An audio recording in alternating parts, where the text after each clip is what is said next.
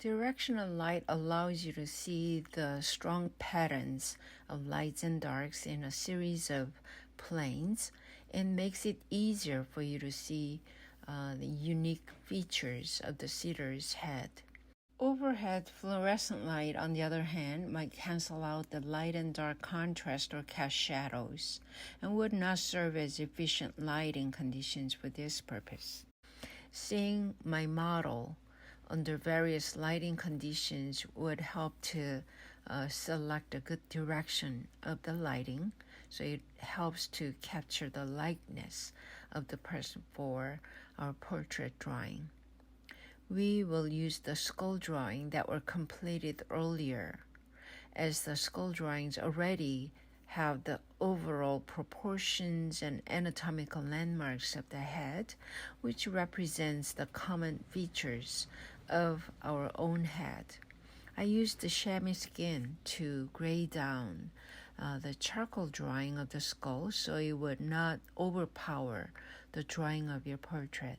Before you start drawing, first carefully observe your model, especially the tilt of the head, the relationships of the forehead to the chin, and then forehead to the tip of the nose, as well as the tip of the nose to the chin. Your ears are located at around halfway point between the front and back of the head, and the eyes are located at the midpoint between the top of your head and the base of your chin.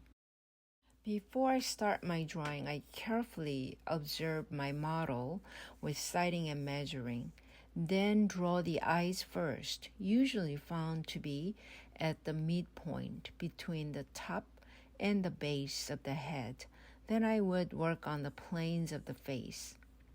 Planar analysis refers to the breakdown of the complex forms into simpler flat planes, which makes it easier to draw natural forms such as our face.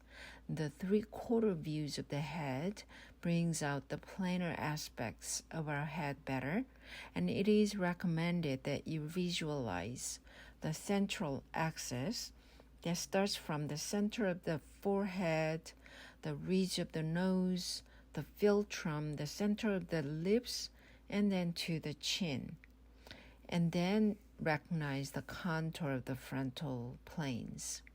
You may want to draw the nose as a wedgie-shaped planar structure as well, which would be easier to show the three-dimensional aspects of the nose. Using a good directional light, you will easily recognize the light plane, darker planes, and the middle value planes in between. This idea of planar analysis was fully experimented by many modern and contemporary artists, as we see in the head studies by Alberto Giacometti, Lucien Freud's self-portrait, and Ewan Igelow's head study.